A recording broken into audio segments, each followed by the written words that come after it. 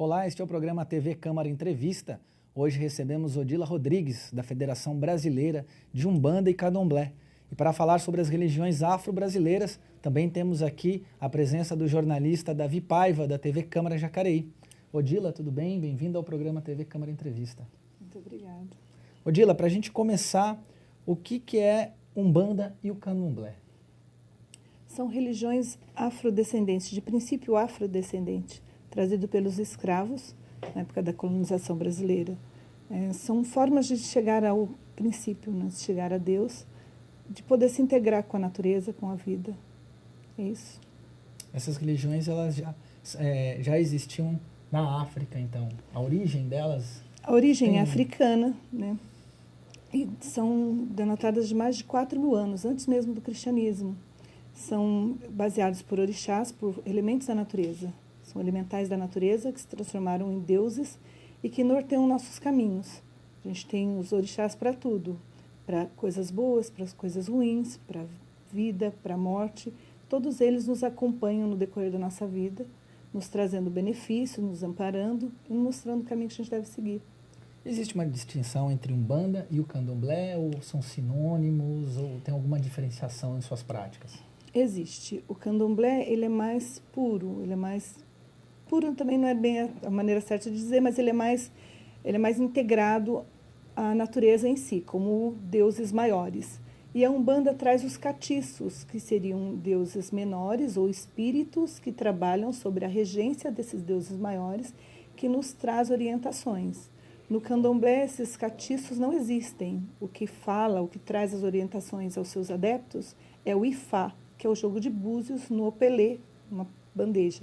Só assim é que serve como resposta. Já na Umbanda, os catiços incorporam as pessoas, os médiuns que estão trabalhando, eles trazem por boca mesmo, pela palavra, as orientações que as pessoas estão necessitadas. Seja saúde, seja atendimento algumas vezes psicológico, trabalho, coisas assim, procurando emprego, né? Também essas entidades vêm trazendo essas informações para clarear e ajudar a nortear o caminho do adepto à religião. Oi, Odila, eu queria que você falasse um pouquinho mais da história dessas religiões afrodescendentes e as mudanças que elas tiveram advindas para o Brasil, né? Teve aí um pouquinho de uma mistura com as religiões europeias também aqui, misturou um pouco tudo isso, até para ter uma maior aceitação. Eu queria que você falasse um pouquinho dessa história.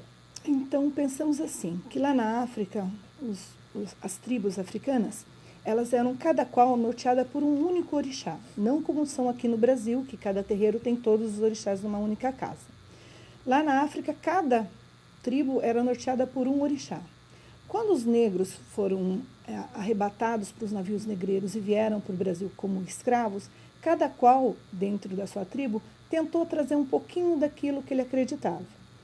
E trouxe, preso na mão, de alguma forma chegou ao Brasil com essas orientações.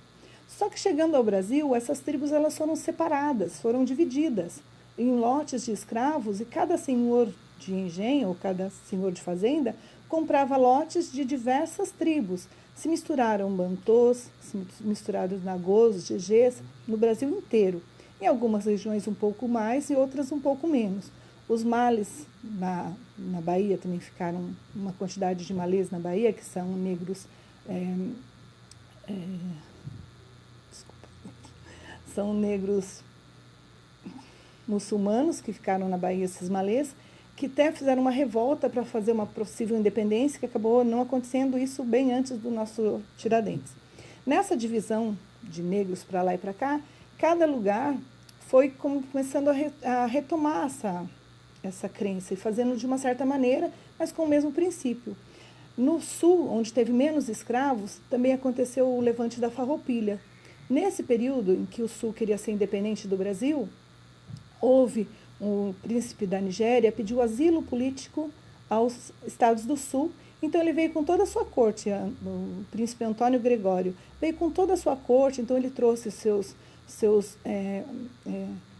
mentores espirituais, trouxe as suas esposas, trouxe todo e montou-se lá no sul o seu novo império, o seu novo reinado, sob a comanda do pessoal da Farroupilha, dos levantes da Farroupilha.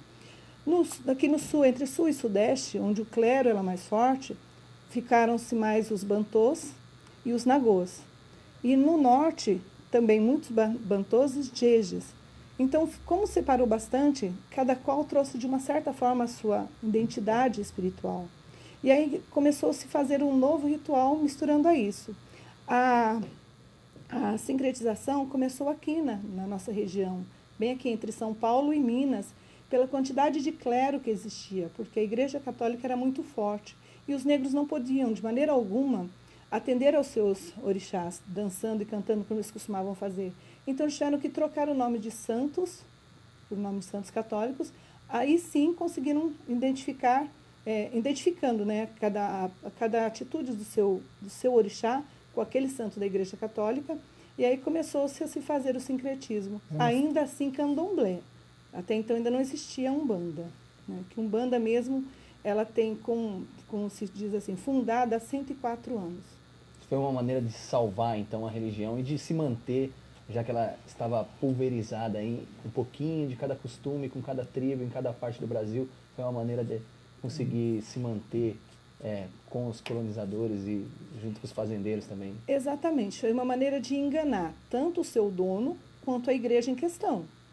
Porque, assim, a gente tem um grande exemplo, que é um orixá chamado Ogum, que a maioria do povo conhece, os católicos entendem muito bem, que é São Jorge. É um santo da Capadócia, é um santo guerreiro, que trocou toda a sua fortuna para ir para a guerra e se disse, naquele período, como um católico assumido e foi morto, degolado, por ser católico. Dentro dos orixás, Ogum ele é um guerreiro, senhor dos metais, e também foi degolado por acreditar muito que estava fazendo bem, também foi degolado. Claro que dentro da fé iorubá, essa cabeça foi colocada no corpo, esse corpo colou-se de novo a cabeça e ele continuou servindo ao Senhor Maior para poder continuar o trabalho dele, orientando, nos ajudando nas guerras, nas batalhas, nas dificuldades que a gente tem com as coisas da vida. E assim é o São Jorge, também está sempre ali presente quando você está precisando de uma batalha, de alguma coisa, tem as novenas de São Jorge, as coisas que a igreja pediam para São Jorge. Então houve essa comunhão entre um santo e outro, e nisso os negros continuaram fazendo as suas danças, porque daí as danças para São Jorge eram apropriadas, né? E aí continuou-se fazendo as orações e as rezas e indo para dentro das igrejas também para rezar, porque daí os padres, os donos podiam levar seus escravos até a porta, né? Porque o negro não podia entrar na igreja. Eles eram obrigados a seguir a fé católica, mas não podiam entrar na igreja. Né? E assim foi que eles foram conseguindo fazer essa afirmação da fé deles.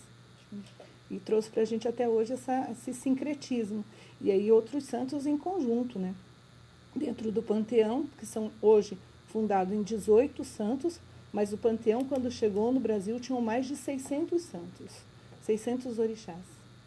Quer dizer, essas estratégias também são estratégias de resistência e de permanência da fé, da manifestação religiosa, mas também se preservaram diversas outras manifestações culturais, como dança, música, que estão presentes até hoje na cultura brasileira, já fazem parte da cultura brasileira. Queria que você falasse um pouquinho sobre elas. Então, entre elas, a capoeira é uma das coisas que mais visibilidade, talvez. Mais visível e que hoje em dia já está trazendo até projeção para fora. Você vê em vários outros países falar sobre capoeira, falar sobre a arte marcial brasileira, né, que é a capoeira, que ela também foi nascida dentro do jogo da Umbanda e do Candomblé como dança. Ela era uma dança mesmo, depois que se tornou uma questão mais de luta. Mas ela dentro ainda da Umbanda, dentro do Candomblé tem o jongo, né, que é uma dança também bem interessante, tem o maculelê, tem vários outros tipos de apresentação, né, que hoje em dia se usa como dança, ou como dizem especificamente disto ou daquilo, mas que tudo nasceu dentro do Candomblé como dança ritualística. E mesmo com tanta contribuição, né, dessas religiões afrodescendentes aqui para o Brasil, a gente ainda pode perceber que existe muito preconceito com relação a essas religiões. Como que você vê isso atualmente? Qual que é a sua opinião sobre isso? Por que isso ainda acontece, mesmo o Brasil sendo um país assim tão misturado? Como que você vê isso? O preconceito nasce a partir do momento que você não tem informação. Quando você realmente conhece, você deixa de ter preconceito. A gente tem medo, ou a criança tem medo de ir ao médico, porque sempre acha que vai ter injeção e sempre tem medo do que vai acontecer ali, né? Se você tem medo de muita coisa, você gera o preconceito. E o medo só nasce da falta de informação. A fé afrodescendente, ou a história afrodescendente, sempre foi renegada. Nas escolas públicas, a gente sabia muito sobre os índios brasileiros, sobre os europeus que vieram para o Brasil, mas a gente nunca soube sobre os negros. O máximo que sabíamos é que eles vinham nos navios negreiros e paravam aí. Ninguém contava antes disso. Né? Ninguém dizia, às vezes nem muito bem diziam que eles vinham da África, eles vinham de algum lugar e se tornaram escravos aqui.